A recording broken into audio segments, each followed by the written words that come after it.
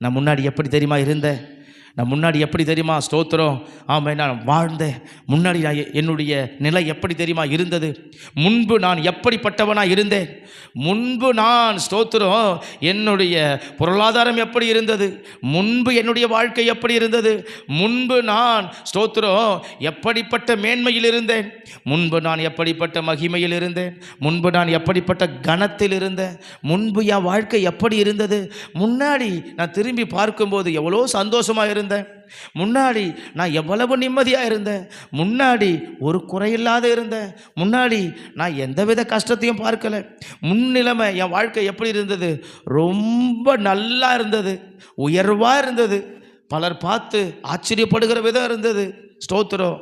ஆனால் இப்போ பார்க்கும்போது நிலைமை சரியில்லாமல் இருக்கிறது.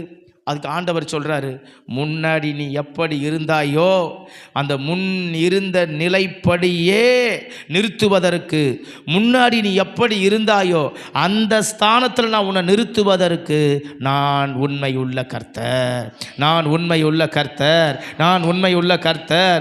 உங்கள் ஸ்தானத்தை கர்த்தர் ஸ்தோத்திரம் முன் இருந்தபடியே கட்டுவார், உங்கள் ஸ்தானங்களை கர்த்தர் முன் இருந்தபடியே நிலைநிறுத்துவார். எந்த ஸ்தானத்தில் இருந்தீங்களோ அந்த ஸ்தானத்திலேயே கர்த்தர் உங்களை உயர்த்தி வைப்பார் ஸ்தோத்திரம்.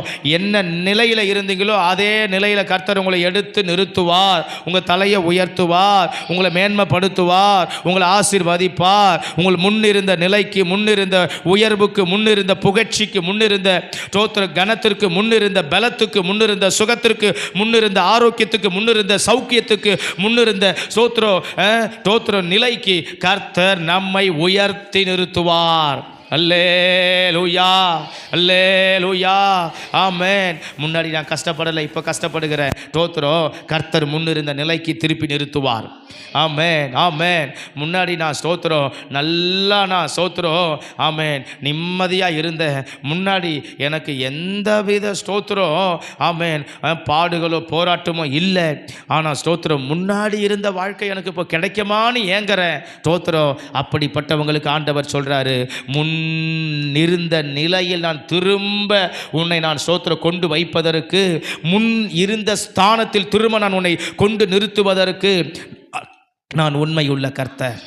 ஆமென், நான் உண்மையுள்ள கர்த்தர்.